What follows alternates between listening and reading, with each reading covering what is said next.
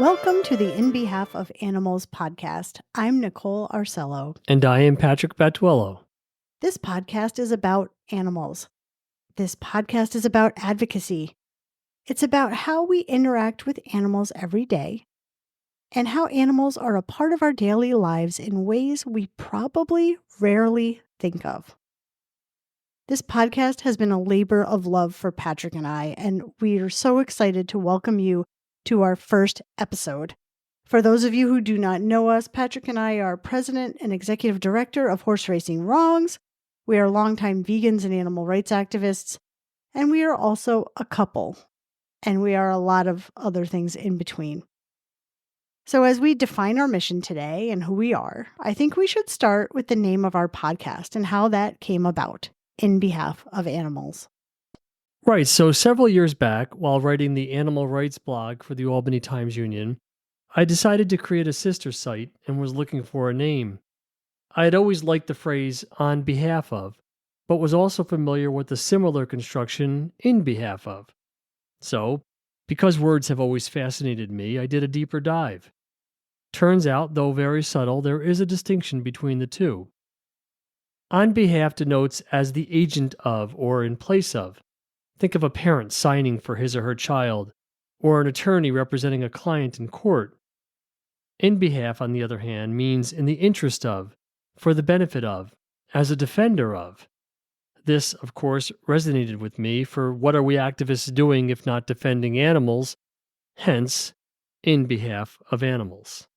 So knowing how much the name meant to you, the website meant to you, I think this is a perfect name for the podcast, and it kind of brings our activism full circle. So I like that. I like that too. So as we embark on this new project into the world of podcasting, and the name of In Behalf of Animals, it's not just a title, right? It's a reflection of our purpose and our commitment. And as you explain, it speaks to our role as defenders of animals, advocating for their well-being and rights. Right. And that's what it's all about. So we'll be talking about that. So before we get into our individual activism, speaking as we're on the subject of our mission, so other social justice movements are different than the animal rights movement. And I think a lot of us in this for a long time don't take the time to reflect on that sometimes as we get frustrated as how other people maybe come and go in the movement. But in most social justice movements, the oppressed are the ones fighting. Right. So the oppressed group are fighting for themselves, right?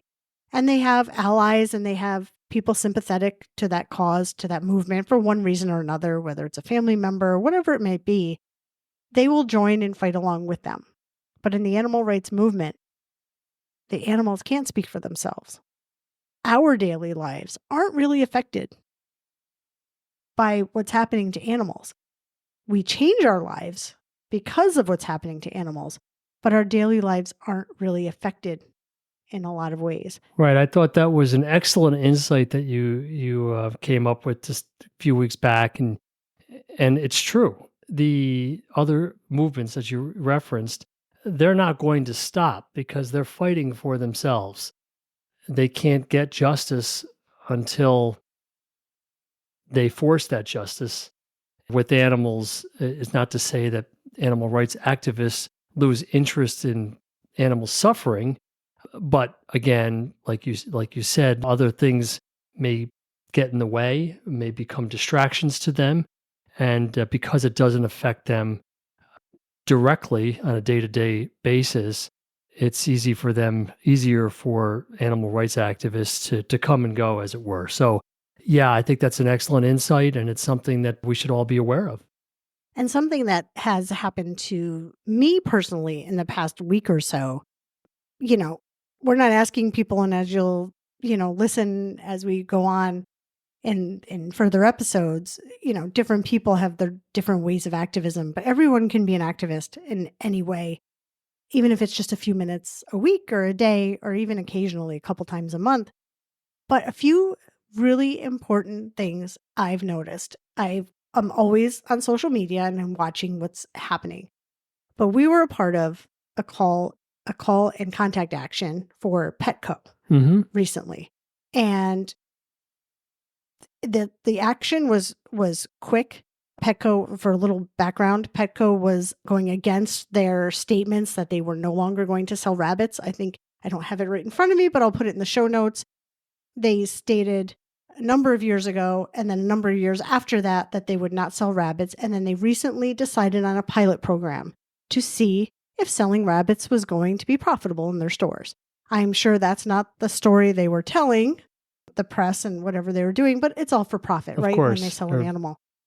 So there was an action and pressure was put on by individual activists. You and I are not specific to in our jobs, at Horse Racing Wrongs, or, we're not paid rabbit advocates, right? So, but we took that action and so many other people did. And a lot of big rabbit rescues did as well. And Petco decided to change and stop and Right. recommit themselves to adoption for rabbits only. Now we want this isn't perfect, right? Because we want Petco to sell no live animal, right? They sell birds and they sell hamsters and they sell ferrets and they sell and fish and all of these animals. We don't want them to do that, but it shows that activism works. Absolutely. So that is a big, huge, that I felt good about being a part of that action, that I took the time, and it took 2 minutes to write an email. You sent a snail mail, I think, as well as I an did email. both, right. And I think that it's just so important. So now we can look back. I can look back. You can. That we were a part of that. Right. We made that change. And without, now everybody listening, remember this. If nobody did anything, there would be rabbits being sold in Petco stores across the country. Right. This is a national company. So when people's voices are being heard, then the animals, and like I said, this isn't perfect, but it is a win. And I think it's important to celebrate Of those course. small And wins. it's vigilance and diligence, right? We have to be vigilant of situations that arise like this with Petco, and we have to be diligent. We have to work at this every single day. There is no shortage, of course, of animal exploitation in this world, and so we need to find something to do on a day-to-day basis, and it doesn't need to take up a great deal of your time. It could be as simple as you pointed out, shooting off an email or signing a petition, but try to do something every day for animals, and that's part of our message here. Yeah. And activism doesn't necessarily have to be going to a protest, although that's a great form of activism, as Horse Racing Wrongs has shown. But there has to be action, right? Right. Action. Right. We have to be their voice. And if it's a quick email or it's a quick phone call. Another thing too, I'll just mention really quickly before we get into more about us, is we're very animal forward here, by the way. So we want to talk about animals more than us, but we'll talk about how we got into where we are now, sitting in front of 2 microphones in my office. There's been so much progress with designers on fur and animal skins, and it's all because of pressure from activists. These companies would be selling fur if everyone decided, and listen carefully, because I know everyone thinks this once in a while, my one little voice doesn't matter. Right. And as you said this morning on our walk, this can happen quickly on a dime, where a major company can announce they're no longer selling fur. And that, again, that's grassroots activism. So legislative remedies are terrific, obviously. That is the long-term goal for many of these issues, is to get legislatures to act and to make this particular form of animal cruelty unlawful. But in a situation like that, with companies that have in the past sold fur, pressure brought to bear by activists can make the change that we also desire. So I think it's another good example of how this can work. Right. Companies are turning over fast. Right. I'm seeing this on social media all the time. Another company pledged to go fur free. So and that's all because of activists. And I think a lot of that, and I'm sure we'll have an episode on that to get into the fur trade a little bit deeper. But also, I think a lot started on the runway fashion shows, the disruptions. Right.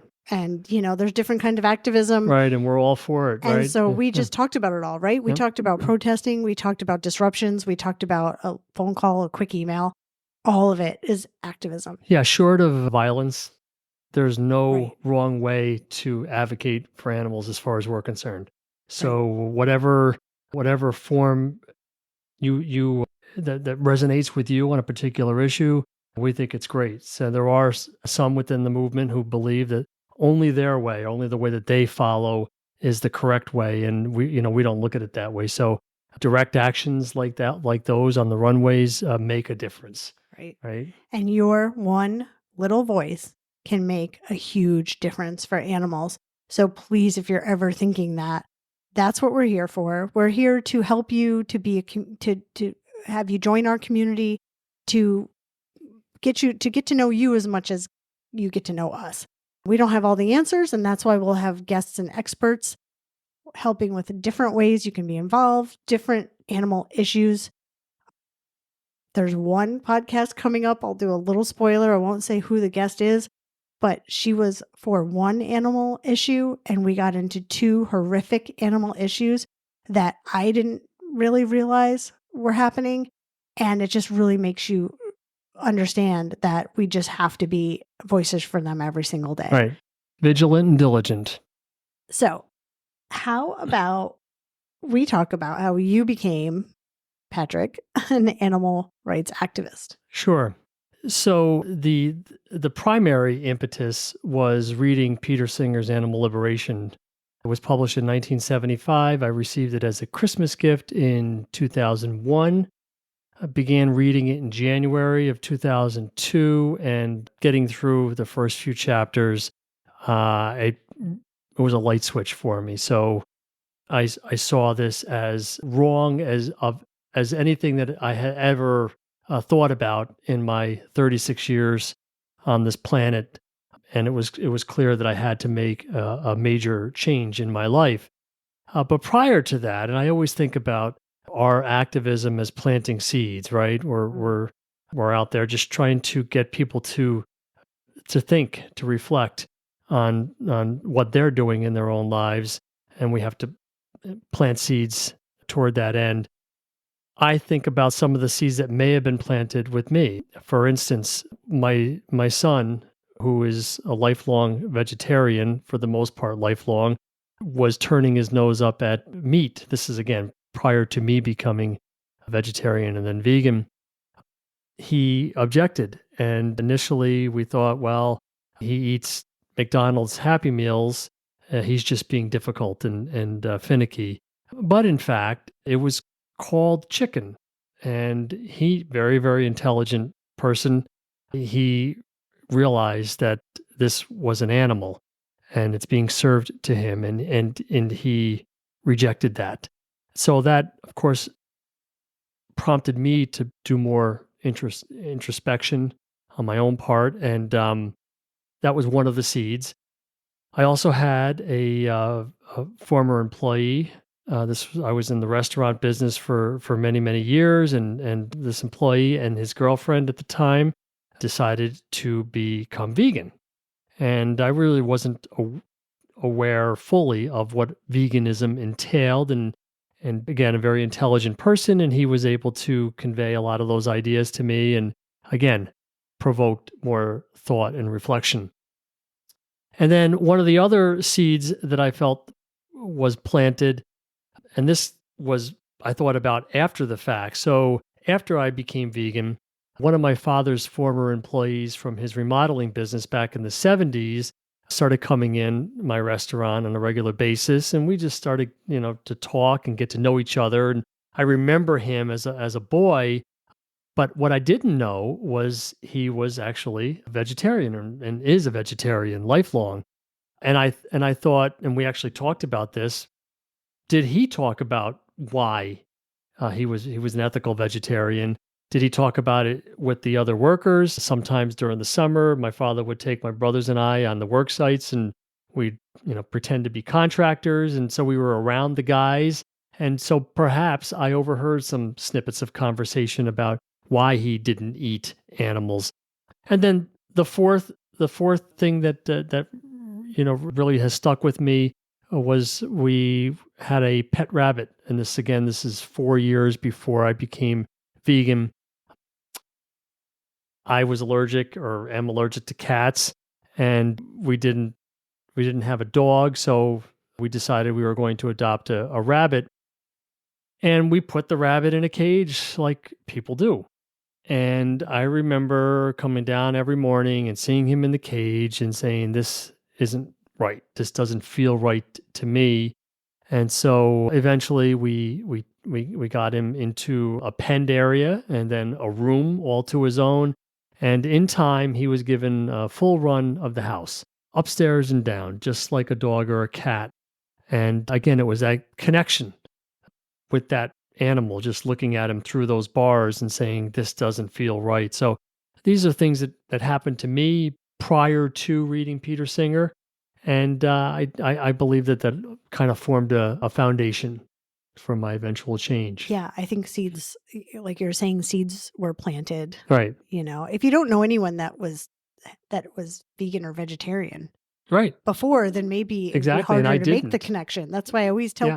tell people that you're vegan or Yeah. vegetarian, That former employee I referenced, he was the first person I had ever met Mm, who was a vegetarian. I mean, I knew what vegetarianism was, yeah, but yeah, first person. So it's a lot different today.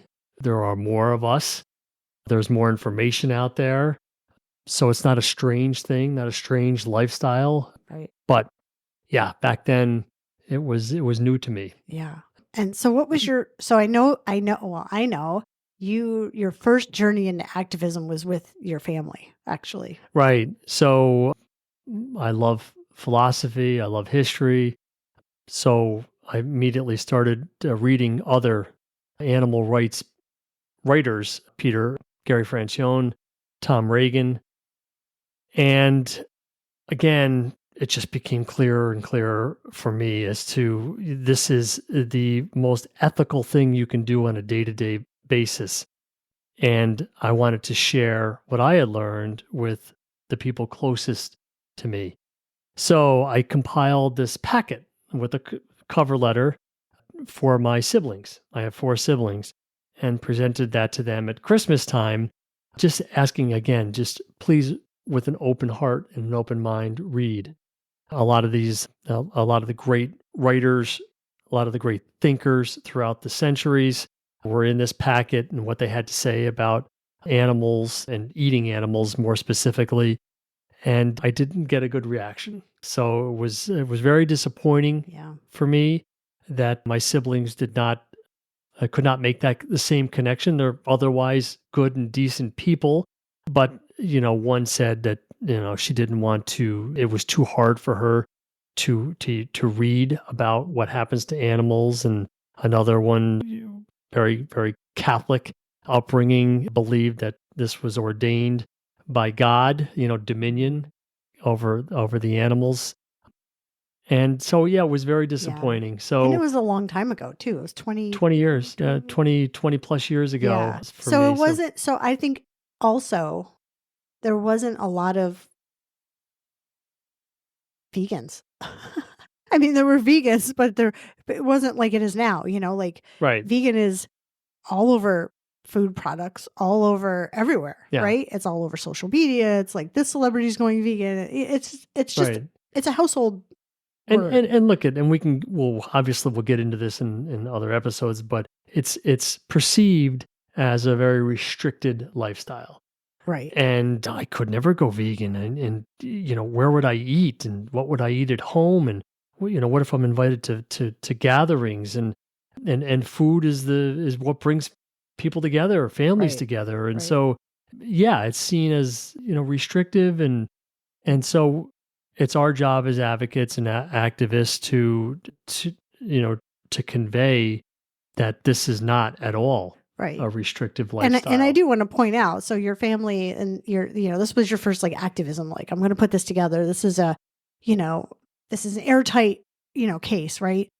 But they didn't, go for it and make a change, but they also understood why you were vegan. They respected And they my respected choice, that. right, And and that's they and didn't that's a scoff at and it. that's a good thing. Right, So, yeah, it's they not like respected it, but right. again, And it's I know a lot of people have harder times, and we'll probably have an episode about that too, right. but we'll go back and listen to this episode and see what other episodes we need to have. But I think a lot of people do have a hard time with family and Yeah. friends even Yep, too it's nothing when they it's make nothing when new they make that in the change. vegan world. So after that, just to kind of follow Mhm. activism a little bit, and we can talk about, and you kind of told your vegan story a little bit too, but so after that, what was the next step in your activism? Yeah, I was always looking for outlets for my activism. How can I advocate for oppressed, suffering animals? And one of the things that I did early on was join a protest, a Ringland protest down in downtown Albany, which you were very much a part of, and Mhm. that was empowering. It was something that I didn't think that I would ever do. I had never protested anything before that. I'm more of an introvert by nature, but it felt really good to be out there, speaking for the animals and voicing outrage for what is happening, especially to the elephants. And then because I was in the food business, it was a family business with a chain of pizzerias that I got involved in. I decided to incorporate vegan food onto the menu, which was a first in the area. Vegan pizzas Yeah, and state. calzones and sandwiches and vegan desserts. And then I took the next step, which was opening an all vegan restaurant in Albany, the first of its kind in the capital region, one of the first in all of upstate New York. So it was quite a risk for me to take personally, but I felt like I had to do it. It didn't succeed, and as it turns out, and but today there are several all vegan eateries in the capital region. So I think it was just a bit ahead of its time. So yeah, and then of course, I got involved in writing the animal rights blog for the Times Union back in 2009. And you pitched that to the I pitched paper. There that, was no right. There animal was rights a blog. community blogs page on the Times Union website, which was the most popular part of its website. And I called the webmaster and blogmaster and said, "Hey, how about a blog focused on animal rights?" And first he was resistant, figuring it was a bit too controversial, but I kept at it, and I Yeah. said, I think it would be a great service to your readers." And yeah, it worked, and it turned out to be one of the most widely read of the blogs on the TU, and it opened up all kinds of doors It for was me. featured in the print edition multiple times. Yeah, yep. And then I was contacted by two different academics. One, a philosopher who particularly enjoyed my post on Kant, a famous German philosopher. And then I was contacted by a textbook publishing company who wanted to use one of my articles on or in their upcoming textbook for college students. So that was uh, quite gratifying for Yeah. me. So it did open a lot of doors. It was a very popular, like I said, a popular website. And then from there, that's how Horse Racing Wrongs began. I was Right. researching a post for horse racing as I tried to cover almost every animal related issue, and then at the time I found that there was nothing out there. There was no information on the cruelty and the killing, and there were no groups focused on horse racing. So that's how HW came to be, and we've grown into the nation's preeminent anti-racing organization since then. And that's And Nicole. And and through horse racing wrongs, we have a strong abolition animal rights message absolutely, in yeah, every blog post and yep, everything we do. right. It's not just about horses. So I really love your story because I mean, I love you, but I Mhm. really love your story because it just shows so much persistence. And I'm really glad that you said, so I didn't have to say it, that you're an introvert in a lot of ways, because I think a lot of people feel the same way. Like they don't want to be out there, and maybe they're not organizers, or they're Right. not, to get people together and do things, but there's a lot of things. And you know what? Some things work for us and some things don't. So it's not, a failure or whatever. It's just like that wasn't what I was meant to do. Yeah. So horse racing wrongs, you've written op-eds, you've done interviews on, I know you won't say this, but I will. CNN and HBO Real Sports, and you've written op-eds for Katie Couric and MSNBC and the Washington Post. And those are all ways, that's all activism. And that's, being a voice for the animals every day. So with all that persistence. Right. You know. And just you mentioned the introverted personality, and I've been asked by people, how do I, summon the strength to stand up and the courage to stand up at a meeting and speak for the animals, and especially in an intimidating environment. And I always advise, look, just channel the animals, channel their suffering, and that'll get you through. That'll empower you. And I feel like that has always worked for me, and they've always come back and said, "Yeah, that was great advice." And so anyone who thinks Yeah. that they can't do it if they have this terrible anxiety about public speaking or just speaking truth to power, just channel that suffering Yeah. You that will you know find is your there. place in the world Right. for this. If Right. this is something, that we hope is in your heart and speaks to you and motivates you to make changes in your life every day, personally, to be out there and advocating at the same time. And Right. it is important. Like when you feel like you're choked up by, I can't pick up the phone and make a call, or I will say how I was like that a lot as I tell them a little bit of my story. Yeah. Picking up a phone and dialing and talking to somebody was like, Right. what? I can't do this. Right. But when I say to myself, well, the animals are counting on me, I have to. Right. It just flows. Yeah. If not me, who? Right. Yeah, exactly. Right. If not me, So I'd who? love to hear So, well, you your already story. know my story. You already I know know the it. listeners would love to But hear your story. but my story is so much different than yours. I did know a couple of vegetarians thinking Hmm. about your story. I knew two people, I think, that were vegetarian or sort of vegetarian, or whatever their, definition of vegetarian. But I came to it for health reasons. I had a couple health issues, and I found that eating by accident. Now, this was 15 years ago, so there wasn't the internet we have now. We had internet. So I was able to do some research on how to feel better for this issue that I had. It was like a low blood sugar issue that we don't need to talk about.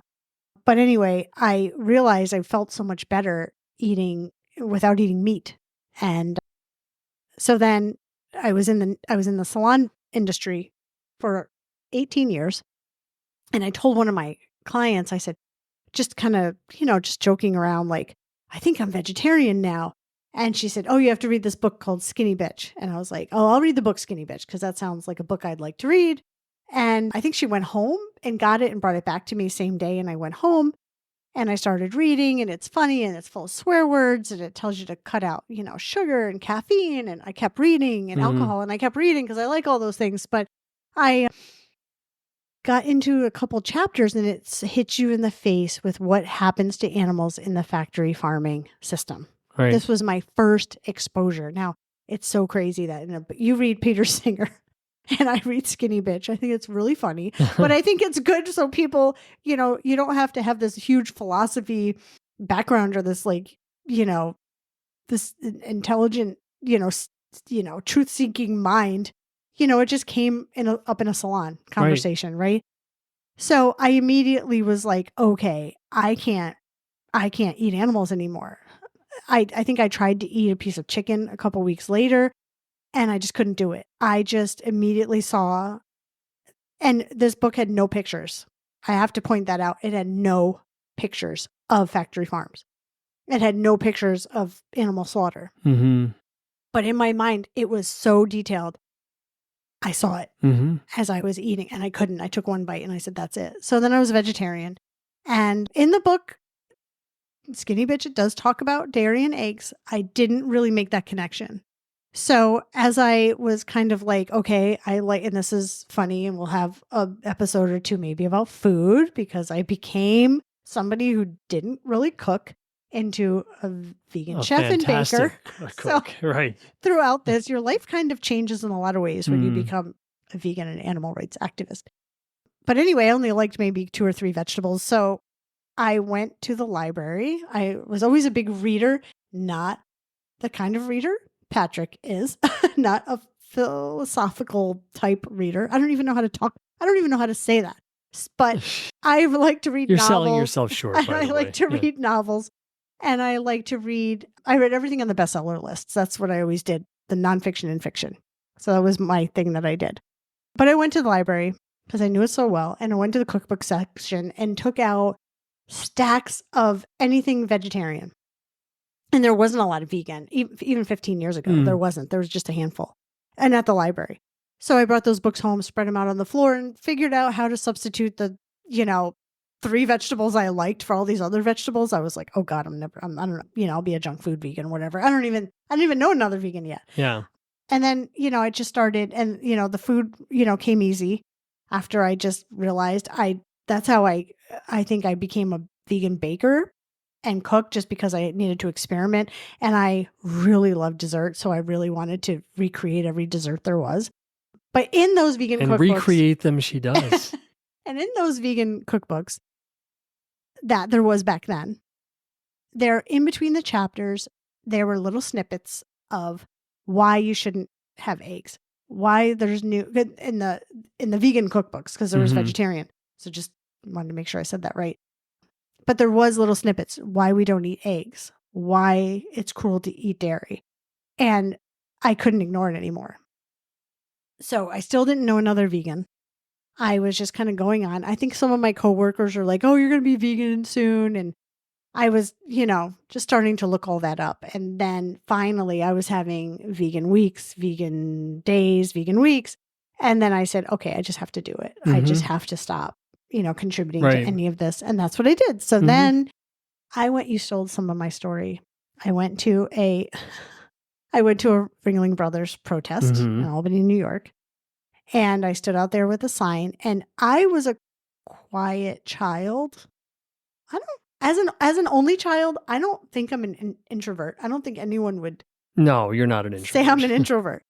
But I was a little bit nervous about that. And I, stood out there holding a sign, and I met such great people. And I remember like people hugging me and thanking me for going to the protest. And then how good I felt walking back with everybody and saying, there's this whole world out here that I don't know about, And I think that was coming off of like Occupy Wall Street and all that, and I think people thought about protesting, that there's like, they're going to get arrested and all these things are going to happen, but that doesn't happen. That doesn't happen. I've been protesting for 15 years and I've never been arrested.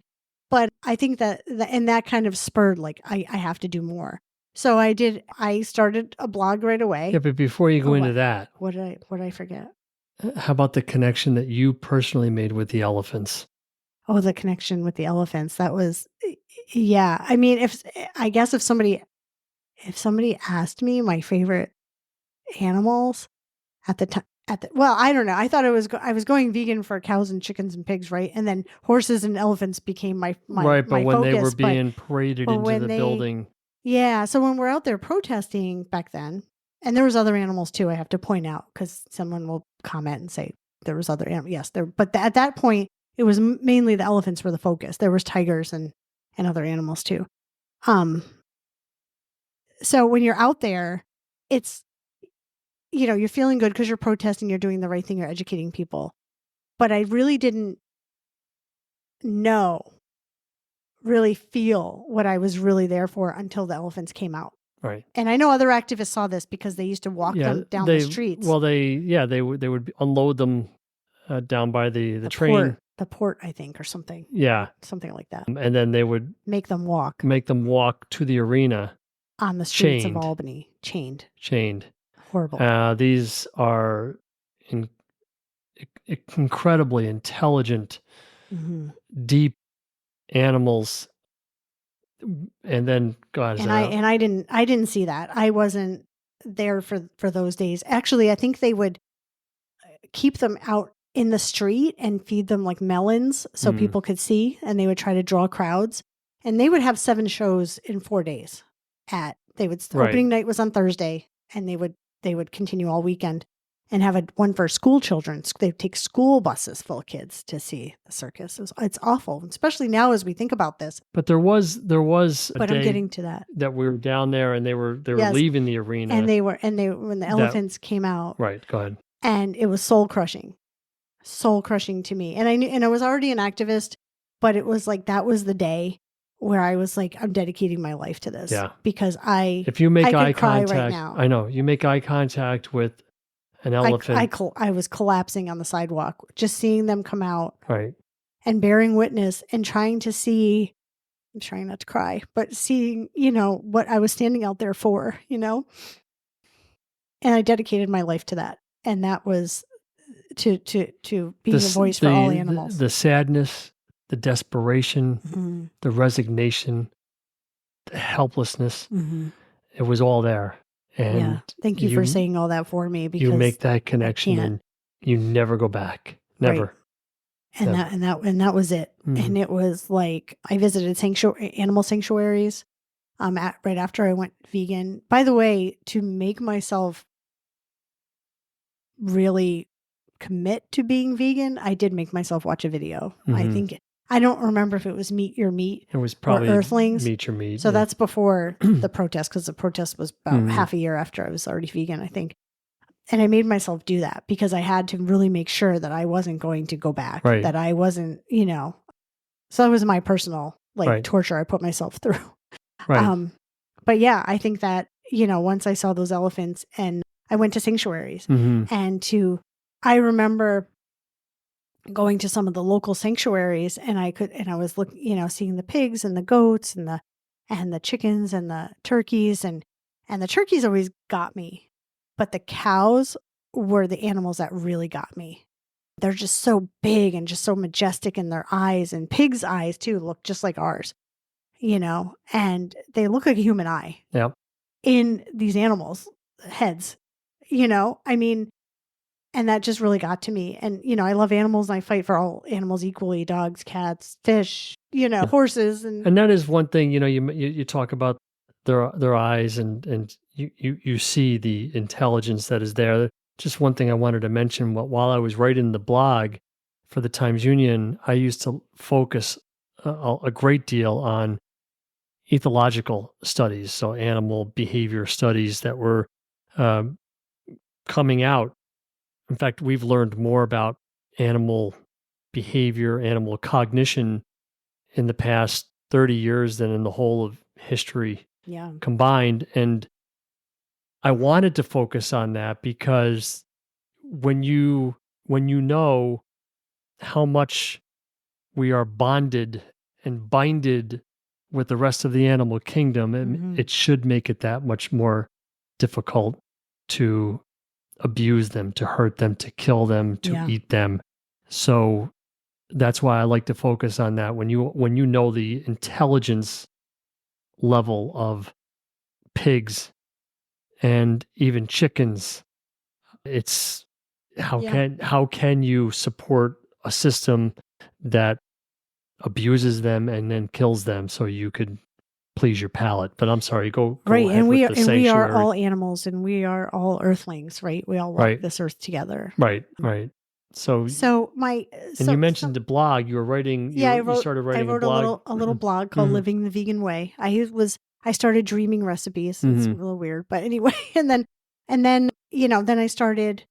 One of my friends was like, "Let's contact this vegan cafe and I'm going to tell them how good your muffins are," because I started baking for friends and stuff like that. And so then I started doing some of that. I started doing some baking for restaurants and then, but the other activism, I mentioned I was in the salon for so many years, is there's a joke about vegans, right? Like, how do you know someone's vegan? Don't worry, they'll tell you, So I think it's important though for people, this is why, because when you started talking about your seeds that were planted within you from these people, people that, from your son and this guy that worked for your dad and one of your employees, I think it's important because we need to get that word out, like vegan, like subliminal, right? So, and working in the different salons, I started out just by telling people I was vegan. And of course, the first question, well, what do you eat for breakfast? That Right. was like one of the first questions. And because I educated myself on food so much, I could tell people what I had for breakfast and tell people what I had in detail, not Right. just be like, I had a bowl of cereal with soy milk on it. Mhm. That's not what I was eating for breakfast. I was eating like elaborate stuff. Like I would tempeh bacon and I was having, oatmeal with all these toppings and telling people what I was having. And this is what, and then I would just keep going. Like, this is what I have for lunch and this is what I eat for dinner. Mhm. And then, I started telling people about different products, but I was always talking about it, and people, and a lot of, I don't know well, I spent a lot of time in a salon working in a salon, but a lot of people are talking about food, right? They're talking about, People magazine pretty much, and food, because it's like, people don't get into deep conversations. It's like, it's your relaxing place, whatever. So it was a really good way to kind of, do food activism for me. With coworkers, I would bring in, vegan food, and, it's a busy atmosphere. So sometimes someone would just be in the break room. I'd be like, here, try this, and like shove it in their face, and they'd be like, oh my God, this is so good. And I remember I brought in Gardein, the fake Right. fish fillets, Mhm. and it's, fake, it's vegan fish. And people were like, no way, they're like, Yeah. wait a minute, you don't eat fish. And I said, I know, and you're not eating fish either. Yeah. But they thought, And that's like, one of the differences yeah, between you and I in that you have this incredible talent cooking, baking, yeah, and you have such a great interest in it that yeah. if someone were to We'll do a ask, bonus and they episode did about how ask you can't cook. repeatedly, right, at the salon, like, "What do you eat?" Well, let me tell you what I Yeah, cooked today.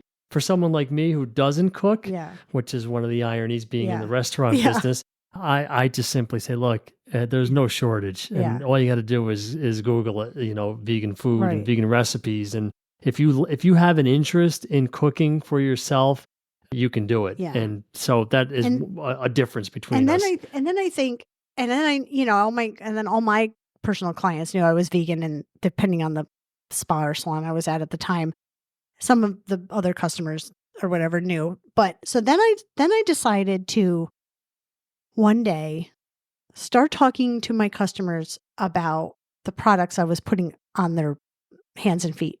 I was a nail technician. And I started talking about vegan products.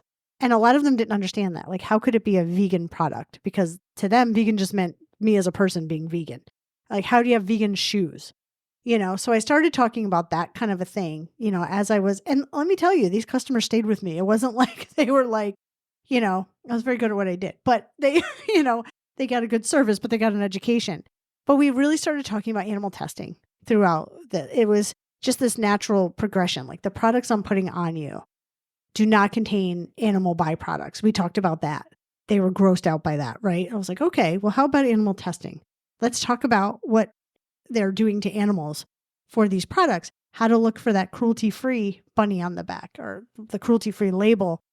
And I remember my customers coming in and saying, okay, you've really ruined me because I won't buy anything unless it has that cruelty free label on it. And I was like, but I'm not ruining you. You're getting really good products, right? You're getting ethical products. Right. You're being an ethical consumer, and building them up as, they kind of were being negative about it. And then when like the Impossible and Beyond Burgers came out, I said, you should try the Impossible Burger. You should try the Beyond Burger, and different things. And then I was giving them recipes. So I think that was like, my activism. And during those years, I was doing food activism. I was teaching vegan cooking classes at Mhm. libraries. I was kind of doing a lot of everything at once. I was protesting, those We're lobbying, both of us, for the lobbying. New York State Humane Yeah. Association. So we were, during all, I can't tell you exactly when I was doing, but within the last 15 years, I was doing a lot of this. I approached a library about doing a vegan cooking class. I think it was before Thanksgiving because that's a really important time for me. That's coming up. And they said, well, how do you want to do it? I had no cooking implements either. Like, I had nothing that created heat to cook on. And they said, how do you want to do this? Do you want us to have a cap on, people that can attend? I didn't know. I didn't know how this went. I never attended a library. So I think I was on a panel once for plant-based eating once, but they called me up the day before and they said, do you want us to cap? Because we have like over 70 people, that signed up. I'm like, no, it's fine.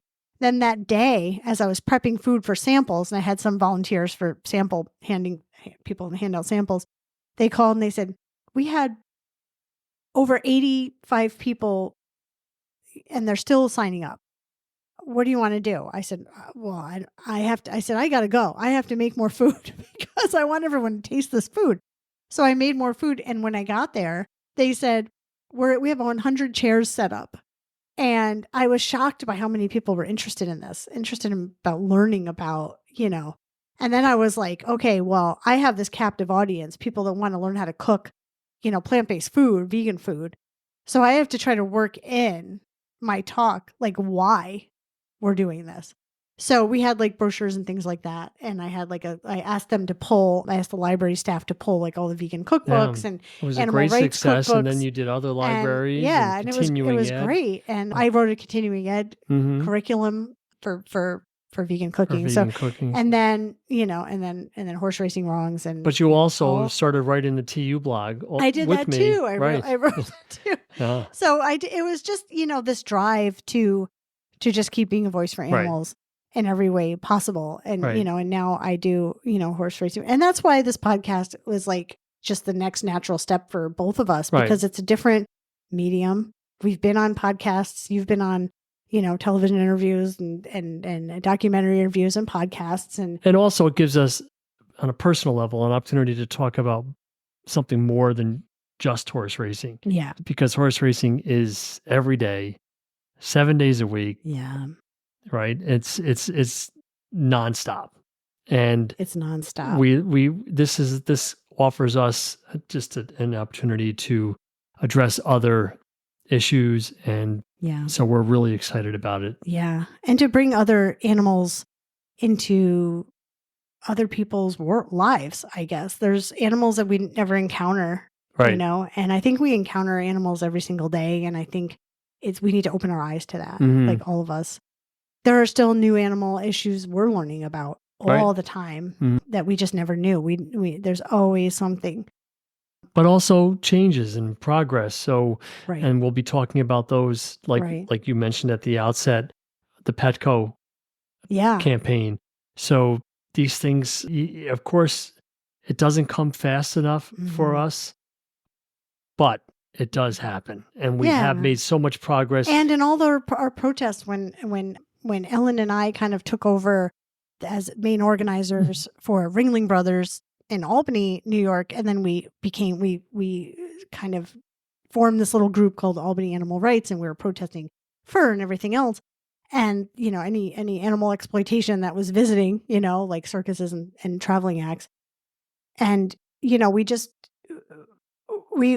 we drew people in that weren't animal rights activists, that weren't vegan, that weren't, and they're vegan now. And I think that's so important, because they were just like, even with the horse racing protest, like people saw me on the news, maybe talking about the protest, and they joined.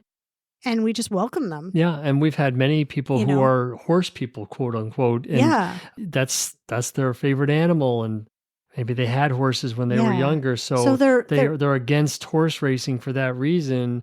But again, because our messaging is very consistent, where and it's an abolitionist message fundamentally, and we do incorporate that broader animal rights. Yeah. And how could you're being exposed to the plight of an animal that's being, horribly abused, right? So say, a horse used for racing. And then, we had one woman, the story sticks out, but there's been so many, but she, went out to eat after, and she got a chicken sandwich, and her brain was like, what am I doing? Right.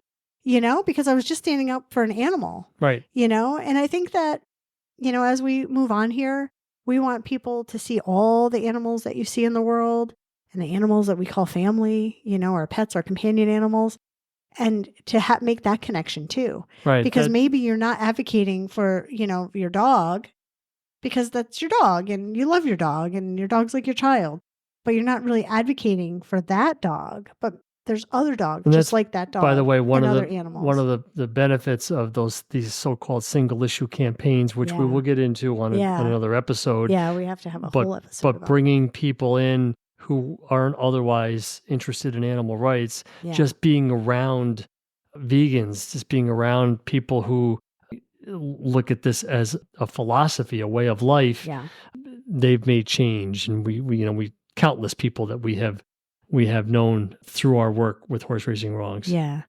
So this is going to wrap up, I think, our first episode. We hope you enjoyed it. We are so excited to be here and had such a great time talking with each other and talking to you today. We want to hear from you. So go on our website. It's inbehalfofanimals.org, and you can leave a comment, a contact. Give us a suggestion of what you'd like to hear Exactly. about, of what a guest you might like to have, or an issue, an animal issue you would like to learn more about. And we have a blog also. And on inbehalfofanimals.org, you can also follow us on all of your favorite podcast platforms like Apple Podcasts, Spotify, YouTube, wherever you are listening to this. Please give us a follow. Please write us a review. And stay tuned. Every other Friday, we will have a new episode for you. So thank you so much for listening, and be a voice for the animals every chance you get. Thank you.